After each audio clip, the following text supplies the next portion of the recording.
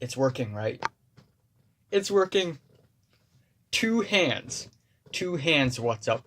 It's the Culture Detective here, investigating your favorite movies, and this feels weird. It's the first time in 2 years, right? Almost 2 years, that I'm showing two hands in a video that's being filmed right here.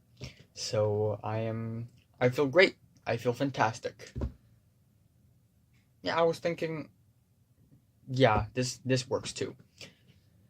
So yeah, today I'm gonna be doing a movie review on Glass.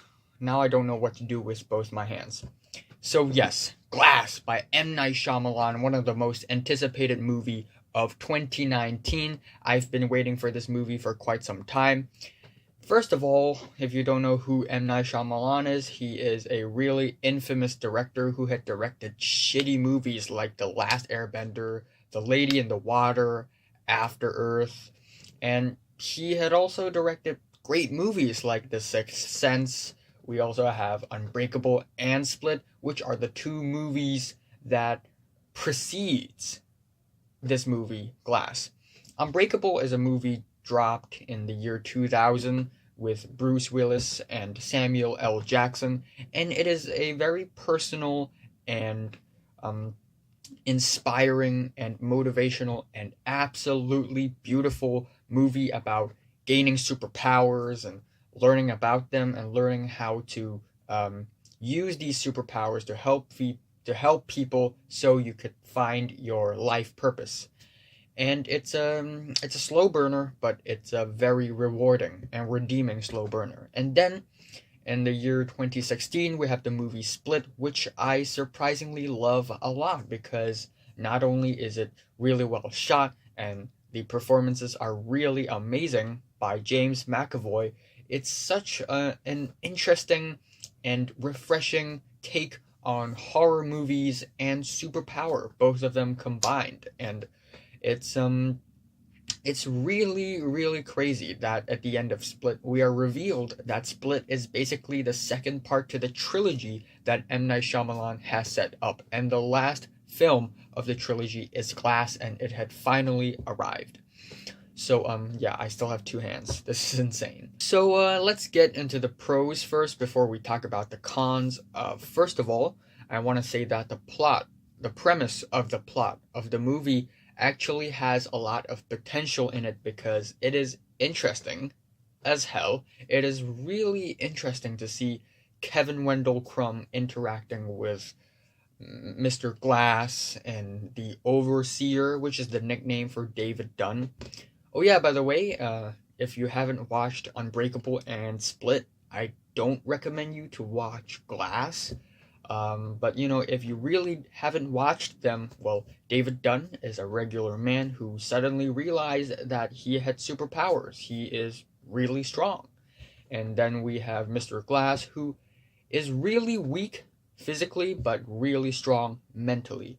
And then we have Kevin Wendell Crumb, who had 24 personalities, and with each personality that he has different powers, different accents, he has different living styles. And one of his personalities is called the Beast, and the Beast is where he becomes super strong and he can crawl walls and deflect bullets. And the Beast is a very scary person because all he wants to do is to eat people alive and show the world how great he is and how great the broken is, and the broken being the people that are broken, that are abused before, that had some sort of disease, but who also had superpowers.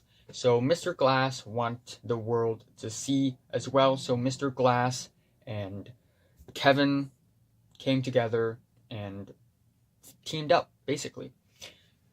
So yes, the plot really had so much potential because it's just so intriguing, so many possibilities, and so many things that could have happened. And of course, the performances, they are spectacular. James McAvoy's performance, it's really impressive, man. Like, he had 24 roles in the movie, technically, okay? 24 roles. And he managed to memorize and trained with all of these roles to make them all feel so natural and real, and it's spectacular. And his muscles are really crazy as well. And Samuel L. Jackson's performance is also amazing, in my opinion. His performance is way more toned down than all of his other roles where he shouts "motherfucker." But yeah, his performance here is way more stoic and way more calm and cool. Same goes for Bruce Willis's character, David Dunn. I think Bruce Willis did an amazing job portraying that character. And Sarah Paulson is also in this movie as this doctor, this psychologist, psychiatrist person who was trying to convince Mr. Glass, Kevin, and David that they don't have superpowers. And all three of them are basically in this mental institute, and she's basically the woman there who was running things for 3 days at least. And other than that, I think the cinematography is pretty amazing. If you had paid enough attention, all the scenes related to Mr. Glass is purple, all the scenes related to Kevin is yellow, and all the scenes related to David is green. Dark green-ish. And that's amazing. A lot of attention to detail. Even in the comic book shop, the hero section has a green sign and the villain section has a purple sign. And I also really like the camera movements. It's a mixture of the art house superhero film of Unbreakable and the symmetrical horror cinematography of Split. It's a mixture of both, and it's really nice, actually. And the musical score is also pretty good. But other than that, the movie is pretty underwhelming. It's a slow burn, and I don't mind slow burns. I love Unbreakable, and Unbreakable is a slow burn. So the first couple of acts of the movie, they are actually fine. They're actually really good. It's the last act that's really bothering me. It's the final scene, the climax, that really ruined this movie for me, because there could have been so many crazy things happening and they just didn't. And of course, it's M. Night Shyamalan, so they threw in a twist, and the twist is, it's not weak, but neither is it overly ambitious, more like underwhelming. It is an underwhelming twist. And I'm just, if you make a movie and it doesn't stick the landing, it's not gonna end up well. So I'm just gonna give a spoiler alert. Alright, spoiler alert, timestamps in the comments below. So anyway, let's get to the climax scene where Mr. Glass and Kevin decided to team up together, break out of the mental institute, and Mr. Glass was said to bring Kevin to the tallest building of Philadelphia and to show the entire world how great they are. And, David Dunn saw that and escaped, and David tried to stop both Kevin and Mr. Glass. And shit went down. David's son was there, Mr. Glass's mom was there, Kevin's ex-victim, Casey, was there, and damn, I was really excited to see Casey here, because she's maybe, outside of the three main characters, she may be my favorite character, because she's actually really interesting and she has a lot of potential. And so right outside the mental institute, this crazy fight happened, and then all of a sudden David's son showed up and told Kevin that Mr. Glass was the one who killed his dad. So this is twist number 1. There are actually 3 twists in the movie. So twist number 1, Mr. Glass actually killed Kevin's dad. So Kevin was super mad, and he turned into the beast and broke almost all of Mr. Glass's bones. Mission failed. Mr. Glass basically died, or was dying. Like, he didn't just straight up die. He, fell onto the ground and stuff. And then Kevin was still pissed off, and he pushed David Dunn into this tank of water, and water is David Dunn's weakness, so David was struggling and all, drowning and all, but David managed to break the entire tank and, you know, come out of the tank alive. Oh yeah, that also reminds me of a scene where both David Dunn and Kevin Wendell Crumb were pushing away some special policemen officers, and this scene and a lot of the other scenes in the movie reminds me a lot of comic panels, like how they would look in a comic panel. So it's pretty amazing.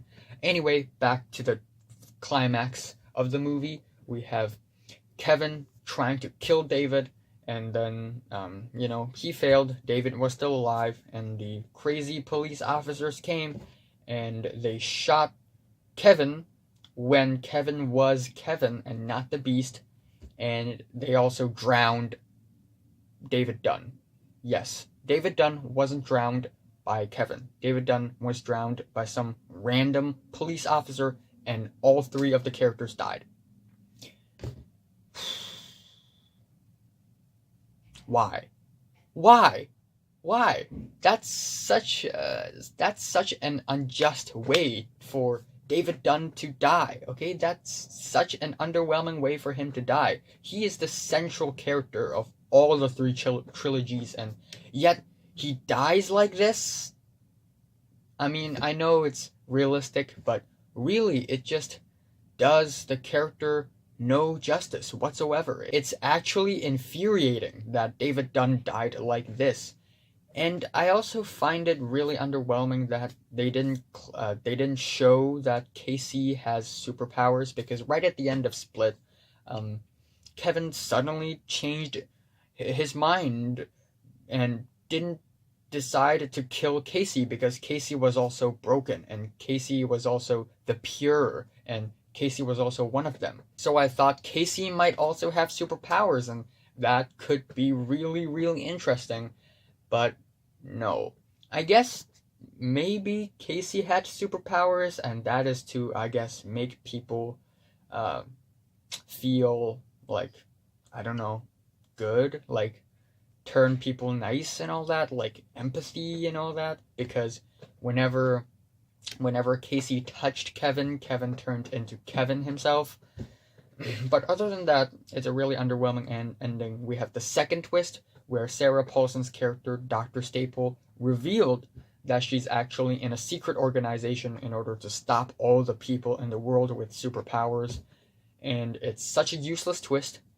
And then we have the third twist, which is that Mr. Glass actually planned the whole thing. Mr. Glass didn't really want Kevin to go to the tallest building of the city.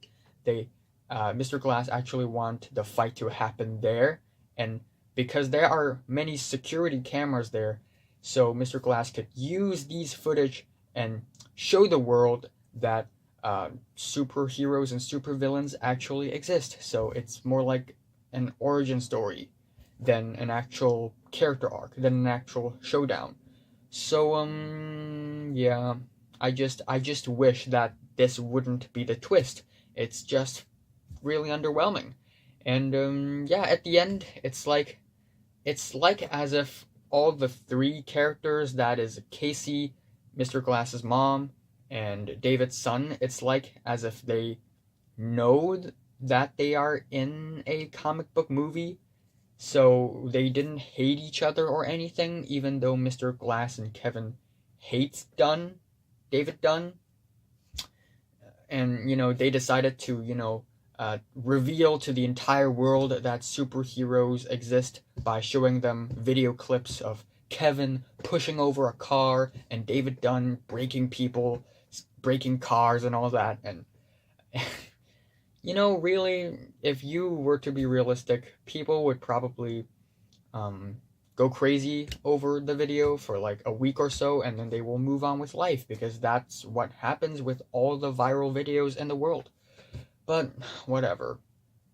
I guess the ending of the movie just doesn't really cut it. I'm saying Glass is a nice try, and I'm giving Glass a 7 out of 10.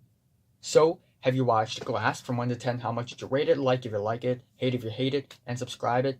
Subscribe to me if you want more, and thanks for watching. And by the way, by the time I upload this, I should be in South Korea, so there you go.